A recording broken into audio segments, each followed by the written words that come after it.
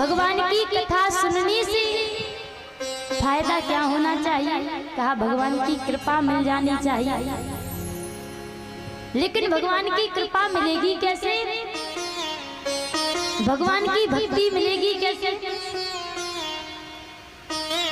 मिल तो जाएगी, लेकिन बस थोड़ा सा हमें प्रयास करना है। कौन सा प्रयास? भगवान की भक्ति कब मिलती है? भगवान की भक्ति किसको मिलती है? बड़ी समझने की बात है।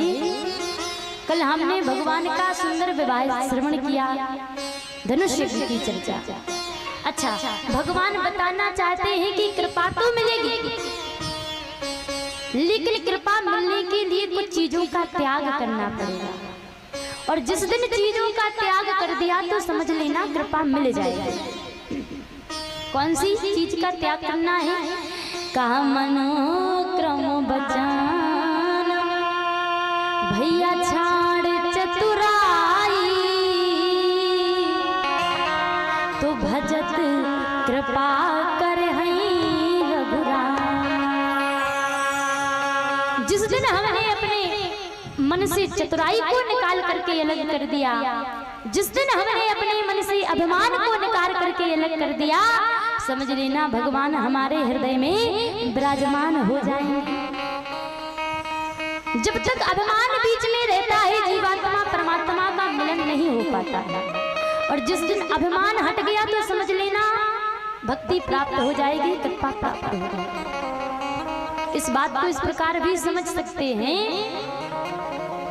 भगवान ने जो भी बताया है तो कुछ कह करके नहीं बल्कि करके बताया है। भगवान को भी भक्ति कब तक नहीं मिली? जब तक भगवान के बीच में जो अभिमान रूपी धनुष रखा था, जब तक अभिमान रूपी धनुष का खंडन भगवान ने नहीं किया, तब तक भक्ति मैया का विवाह राम जी से हुआ है? नहीं हुआ है। जब तक धनुष बीच में रखा रहा ना, तो उस पार मैया जानकी भक्ति स्वरूपा, इस पार भगवान खड़े रहे, लेकिन मिलन संभव नहीं हो पाया। मिलन संभव कब हुआ? जब बीच में से जो अभिमान रखा हुआ था ना, अभिमान, धनुष को अभिमान का प्रतीक माना जाता है। और जब भगवान राघवेंद्र सरकार ने उस अभिमान को खंडन कर दिया, उस अभिमान को तोड़ दिया, तब जाकर के भक्ति मैया और हमारे प्रभु राम का विवाह हो पाया, तब जाकर के मिलन हो पाया। तो बड़ी सुंदर समझने की बात है कि जिस दिन जीवात्मा और परमात्मा के बीच से अभिमान चला जाएगा, उस दिन हमें और आपको भगवान की पावन कृपा, भगवान की भक्ति प्राप्त हो जाएगी।